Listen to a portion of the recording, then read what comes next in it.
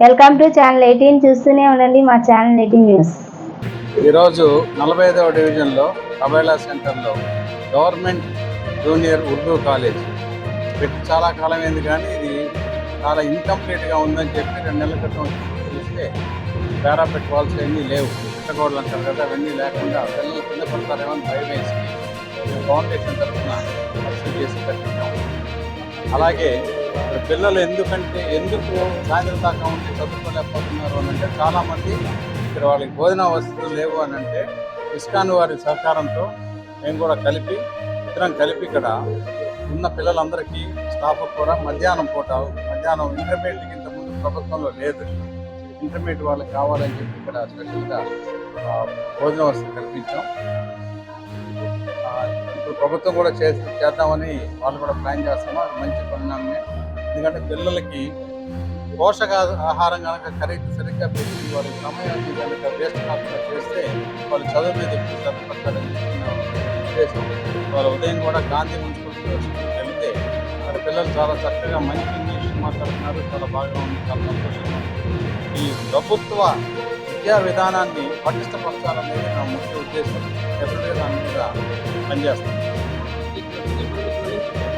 అన్ని స్కూల్కి అంటే 1 by 1 మన Vijayawada west is the best అంటే విజయవాడ ఈ పశ్చిమ నియోజకవర్గాల్లో ఒక మోడల్ నియోజకవర్గంగా చేయాలని ఉద్దేశం.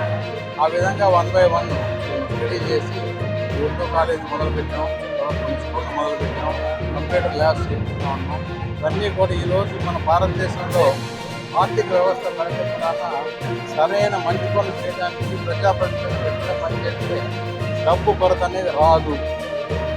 ప్రజలు అంటే పర్టికులర్గా స్కూళ్ళు కాలేజీలో తల్లి తండ్రి గురువు దైవంతో సమానం అంటాం కదా, ఆ విధంగా ముగ్గురు కలిస్తేనే పేరెంట్స్ అవుతారు. ముగ్గురు కలిసి పిల్లల అభ్యుదయాన్ని ఎలా తీసుకురావాలి, ఎలా పెంచాలి, అంటే విలువలు ఎలా తెలియపరచాలి, చదువుతో పాటు అనేది ముగ్గురు కలిస్తే బాగా ఉంటుందన్న ఉద్దేశం.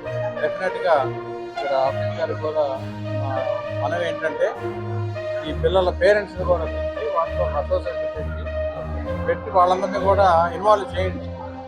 ఈ స్కూల్లో నేను చెప్తా ఉంది అంటే పేరెంట్స్ కూడా బాధ్యత తీసుకోవాలి. కనీసం 25% పేరెంట్స్ కానీ ఒక్కరి వాళ్ళు కానీ చేస్తే 75% ఫండింగ్ ఎలా చేయాలో నేను చూస్తాను. ఓకే సార్, అది కాదండి, ప్రభుత్వ మధ్యాహ్నం పోయిన పథకంలో కాలేజీలో